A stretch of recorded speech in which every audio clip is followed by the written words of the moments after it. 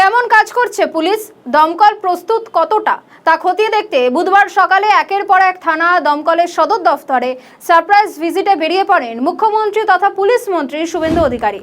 বন্দর এলাকার ওয়ার্ডগঞ্জ এবং একবালপুর থানায় যান মুখ্যমন্ত্রী। সেখান থেকে রাজ্য পুলিশের সদর দফতর লালবাজারে যান, কথা বলেন নগরপালের সঙ্গে। সেখান থেকে যান দমকলের সদর দফতরে। মুখ্যমন্ত্রীর পাশাপাশি স্বাস্থ্যমন্ত্রীও তিনিও সারপ্রাইজ ভিজিটে বেরিয়ে পড়েছেন। কলকাতা মেডিকেল কলেজে যান তিনিও, সেই ছবি আপনারা দেখতে পাচ্ছেন। বিভিন্ন থানা পরিদর্শন করেছেন মুখ্যমন্ত্রী শুভেন্দু অধিকারী।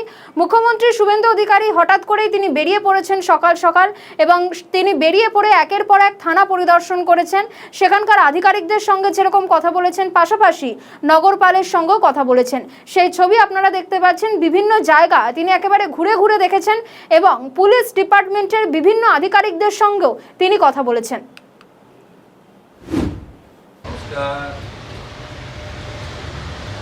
আপনি কখন আজকে বড় বাজারে ফায়ারের খবর পেয়েছিলেন? কয়টা থেকে?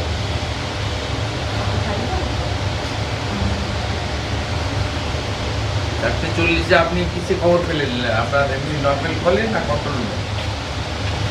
আচ্ছা, আপনার গাড়ি কখন বেরোলো? আচ্ছা, ওখানে পৌঁছালেন কখন?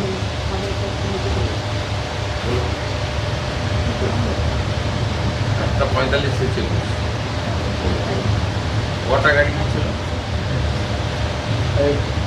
কতক্ষণের মধ্যে আগুন নেভাতে পারলেন? ক্যাজুয়ালিটি কিছু আছে? ড্যামেজ?